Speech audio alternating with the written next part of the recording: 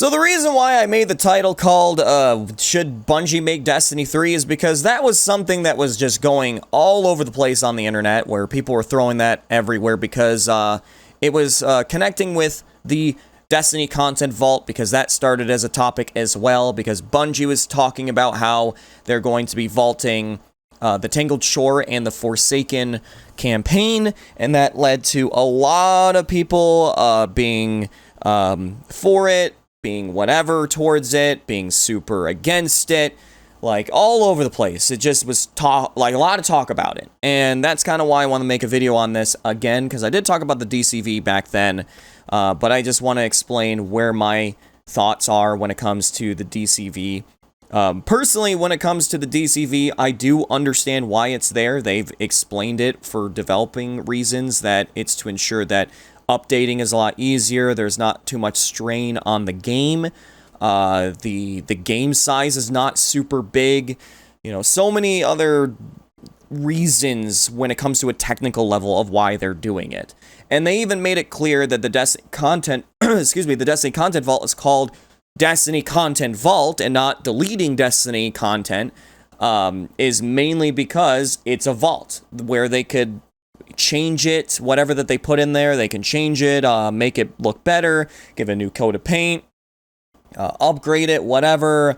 If there's a certain part of the story where, like, we need this, like, patrol area to come back, this, like, planet or moon, they can bring that back, and such. And kind of like what they did with Destiny 1 content so far, where they took Vault of Glass from Destiny 1 and put it now in Destiny 2. And they're going to be doing the same when it comes to next year. They're going to have a Destiny 1 raid come forward again, which is, to be honest, is great. I know a lot of people are really upset about reissued content, but here's the thing. When you play these Destiny 1 strikes, when you play these Destiny 1 raids in Destiny 2, it feels like you're playing a whole different experience.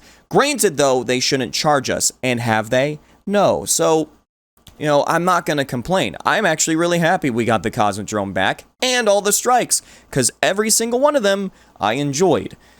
I still, to this day, am waiting for the day that we'll see the Corrupted Strike and Exodus Crash just get taken out, because I don't like those. And we will be getting the Fnatic Strike taken away, so that's a plus.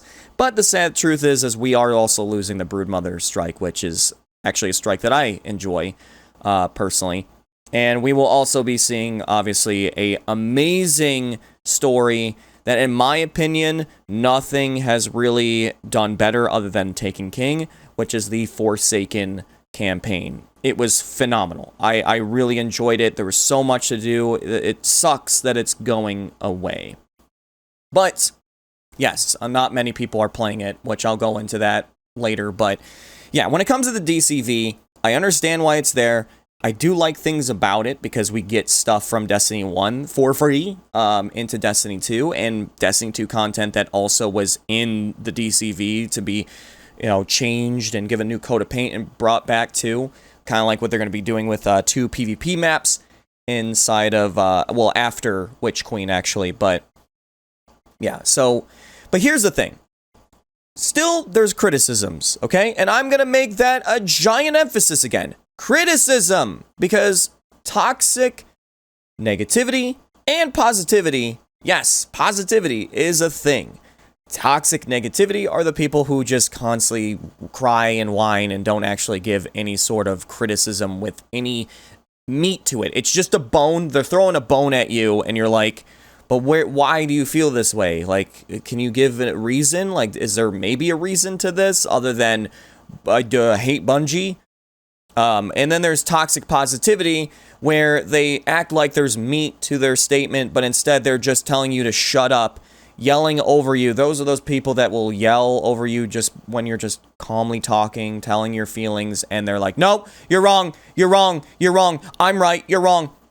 It's super annoying. Stop doing that, and please, don't be ignorant. Listen, recently I've been playing Fallout 76, and I've been enjoying it a lot, but I'm not a veteran player in there. And a lot of veteran players in there are sick of Fallout 76. Not sick of it, but kind of being, like, exhausted because there's not enough content. There's not enough endgame stuff. Like, yes, if you don't have 2,000 hours in Destiny, you're probably going to be like, whoa, what a wonderful world with tons of things to do. But people like me who spent, every waking hour playing Destiny whenever there was new content, we're kind of like, we're sick of doing the Strike playlist and seeing the same things over and over and not really seeing much revamps to the Strike playlist either, or like Gambit, or seeing new maps in PvP, etc., etc. But when it comes to the criticism of the DCV, I've always said that I would like to see a alternative route if they can.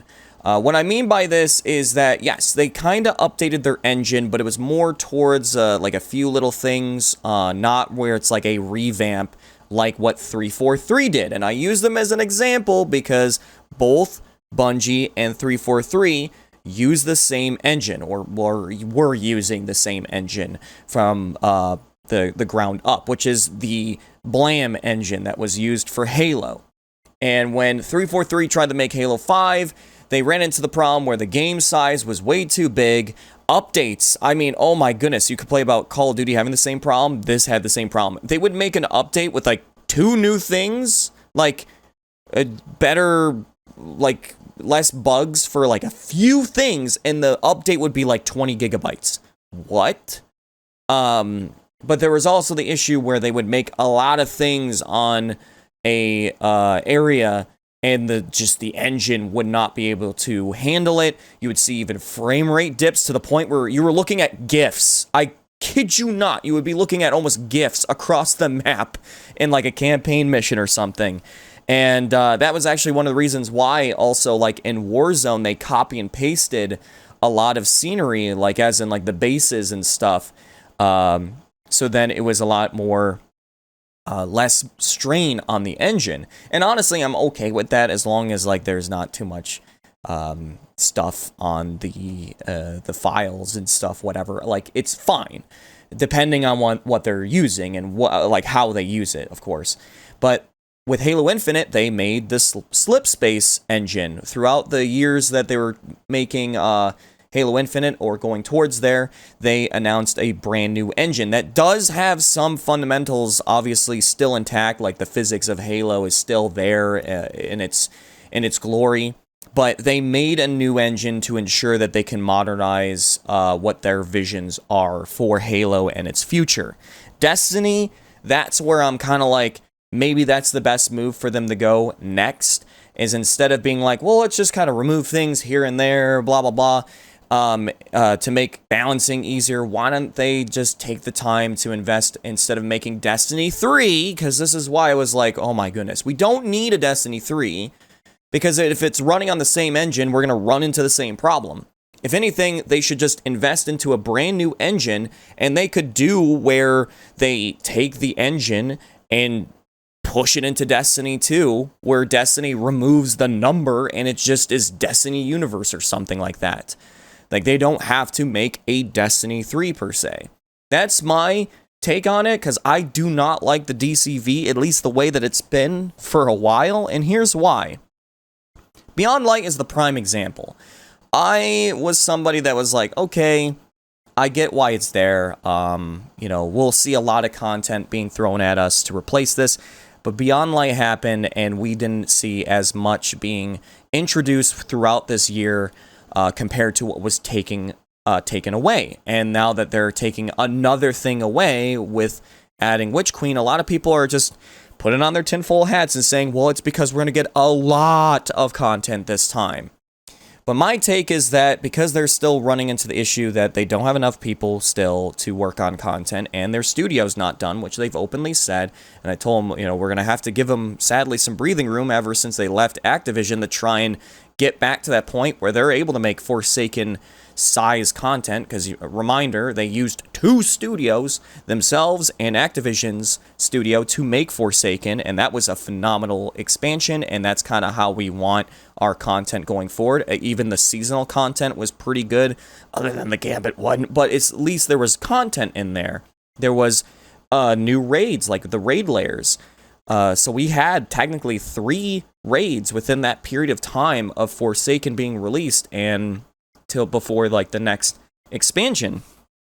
But when Beyond Light released, this is where my criticism stands, and this is kind of why Please, the toxic positivity is super cringe, and the negativity too. They're both.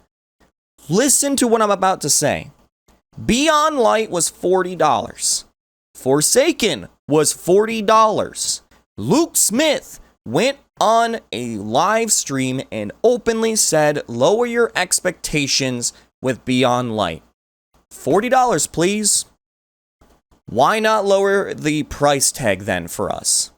If you feel bad for Bungie, why do they not feel bad for us? Nobody ever thinks about that. They're still a company. Money is not really the problem. They make tons of money.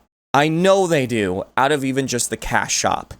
There's a reason why that it's still getting updates. The Eververse store gets 10 updates within the lifespan, 9 to 10. Well, 9 this year because we didn't get Crimson Doubles, but we see it get a update with tons of stuff themed to either the free event or the season every single year, from the start of the expansion to the next expansion. So they're good on money, in my opinion. I am pretty sure they are. But I'm not saying that they shouldn't make money. That's why I've always been like, let them make new games, please. Because people were complaining that they're making other games at the same time. They're trying to be independent now, where we don't have to deal with Activision, and that's a good thing. I know it sucks that it's going to take a while until we get to a point where we're happy with Destiny, and it's where it was with like Forsaken, but still better than being with Activision or any other company at this point. But the other thing is, though, is when Beyond Light released, we only saw one strike at launch, no PvP content throughout the year, and no Gambit maps. We just saw stuff strip away. And even the strike that we got with Glassway was, no offense, and I'm allowed to say this, it was kind of laughable when you got to the end. The strike itself was using a lot of assets that were part of the campaign, which I'm actually normally okay with that. If they take a story mission and turn it into a strike or use it as the strike, I'm fine with it. Like Nokris. I actually liked that strike. I liked Zol. And it's actually a smart way to replay, quote unquote, the campaign, like keeping it there when you have those things there. I even said that wouldn't it be really cool if they took all the enemies, what were they called, the Barons from Forsaken's story, and made each one a strike.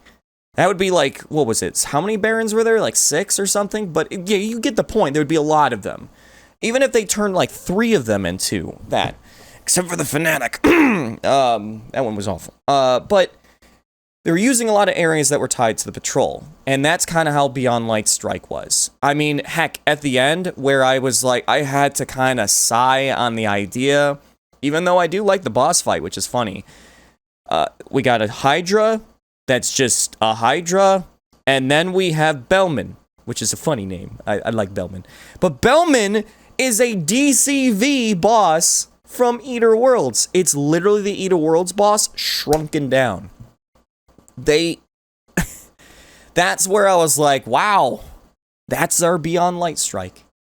You know, we did get like a whole new patrol zone, which by the way was free. So that doesn't count to the $40 price tag. If anything, it feels like we're paying a lot of money to ensure the free-to-play content works. It just sucks feeling that, too. But we did get a cool new raid. I really like the new raid, Deepstone Crypt. I kind of gotten exhausted with it, though, because I've had to run it like 60-plus times to get Eyes of Tomorrow, so that's a thing.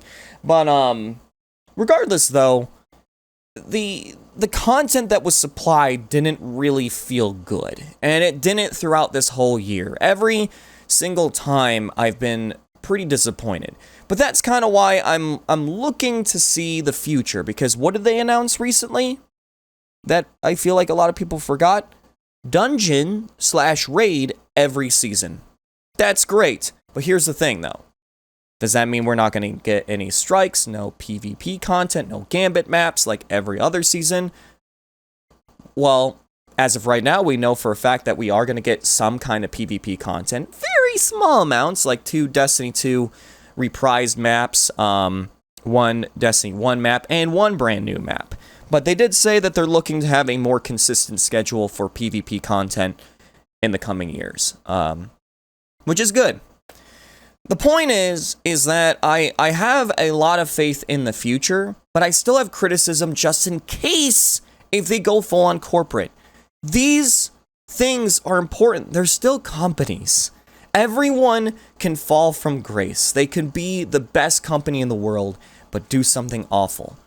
I mean, if I'm wrong, like, there's a decent amount of companies that I'm pretty sure you can think about that I won't get into that used to get a lot of praise and not anymore. And they're for good reasons. I mean, it's just one of those things where you just got to give criticism. I personally still like Destiny. I'm just getting fatigued because Bungie is still making me grind for like 1,000+ hours for weapons that are not even fitting in my vault anymore. And I'm worried of deleting certain roles because they may buff it later. The idea that I have to grind power levels every single season is bad. I know it's only 10 levels, but 2 weeks of doing content you don't want to do to get back to where you were is just a pain in the butt. And then buying a bunch of upgrade modules to infuse everything that's in your vault. Like, imagine trying to be like, well, I'll use everything in my vault of the 500 things. That's 500 upgrade modules. It's a pain. The power grind is one of the reasons why I don't like Destiny, is because it's not even necessary at this point. Power grind is just there as a entrance fee to get into Grandmasters at this point. And it does suck that, like, for example, let's look at Season of Lost. What's the power for? To mainly allow you to do the Grandmasters again. To be able to do Master Vogue again. Which, that, by the way, was kind of ridiculous that they upped the light level again to Master Vogue to ensure that it was always difficult. But if you didn't know, the grind to get to Master Vogue was also very, very specific on your artifact leveling, not just your power grind. So, yeah, yikes. But, and then, you know, maybe a few new things like the legendary Shattered Realms and stuff. But it's just tedious. It's boring. It's not fun. Like, there needs to be revamps. But here's where I'm okay with the DCV. If it allows them to have more focus on visioning the future for Destiny, like the weapon crafting, and enhancing things to where we love everything about Destiny, then shut up. Let's kind of see what they can kind of do, but not shut up. Give criticism. Like, for example, Patrol. Like, everyone who's crying about Tangled Shore leaving, when it comes to the Patrol itself, I'm like, I don't care. Because at least Spider is going to be in the tower technically now, because Raoul will be the one for Glimmer and everything, which I'm like, yay, finally. Which is funny. But at the same time, I'm like, Patrol's boring. It's pointless at this, like, in the end game. But if they were to do something end game for Patrol, where the entire Patrol has, like, 2 versions, one end game, one for the casual audience to kind of grind through their levels, that'd be great. Imagine that. That'd be something that I would love to see, and I could possibly see that happening. But when it comes to strikes, though, I will say this. Bungie, instead of finding the easier route to just combine strikes and patrols, separate them. Because you know why? Yeah, the Tangled Shore is leaving, but you want to know what's staying? Or, like, when it comes to strikes? Warden of Nothing. Why? Because do you spawn in Patrol? No, you spawn in the actual strike itself, separated from Patrol. Yeah.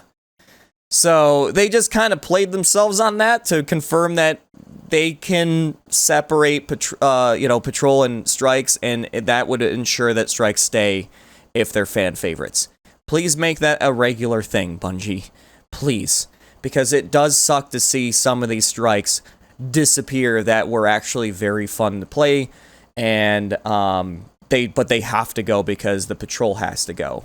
A good example where it's the opposite, where we kept a boring strike, but because we have to keep the Patrol, is like Corrupted or Exodus Crash. So, come on. Let's separate them. Like, let's not do the easy route and just make the patrol. Like I said with Beyond Light, where you connect it to the patrol zone.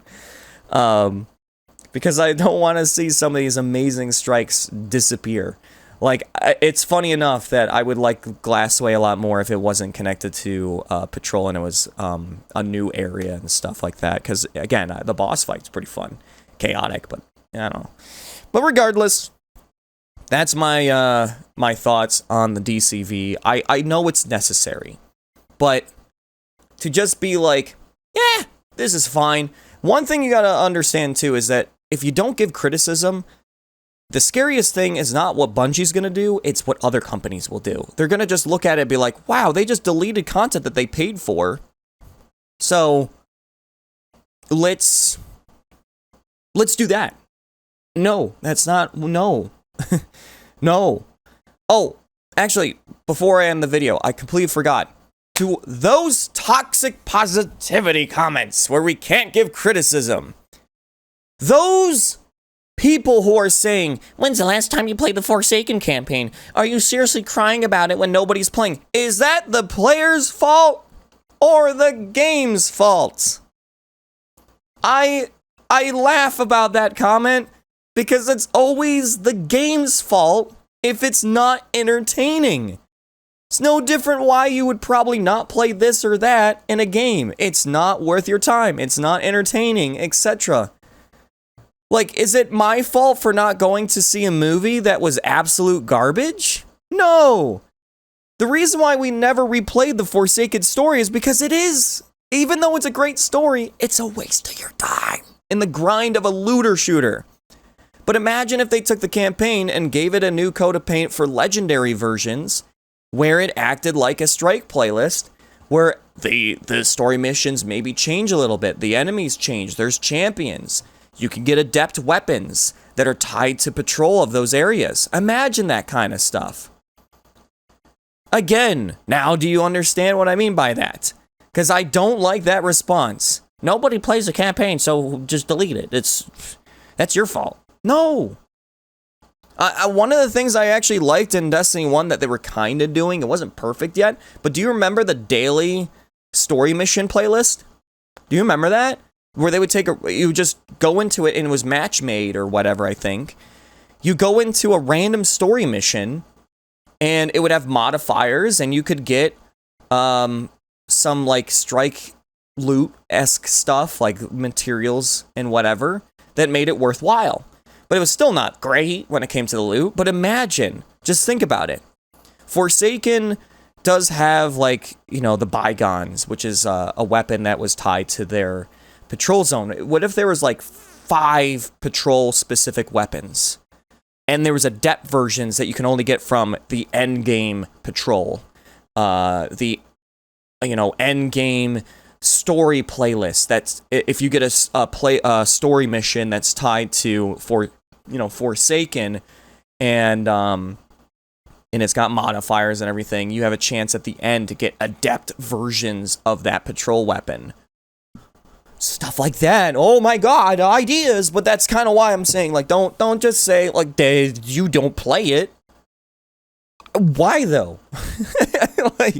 Like, granted, yes, I haven't played Forsaken's story, and I'm like, you know, it doesn't really bother me, but at the same time, when you think about different coats of paint on it, now you're like, oh, you know, that would kind of be cool. That'd be more of a reason to go through the campaigns. Any campaign, actually. Shadowkeep, Forsaken, Red War, well, we lost that now, but point is just that, actually. But regardless, that's my thoughts. Let me know your thoughts in the comments down below. Don't be toxic. Come on, let's give criticisms. You know, be nice about it. But explain why if you don't agree with me, or if you agree with me too. Like, I want to know why. Let's talk about this. Have a conversation. But regardless, I hope you enjoyed this video. I do plan on making a video talking about my thoughts about Festival Lost, because I am kind of enjoying it, which I'll explain why in that video. But regardless, I hope you have a Chibi-tastic day, night, evening, wherever you are, and I'll see you in the next Chibi video. Chibi out.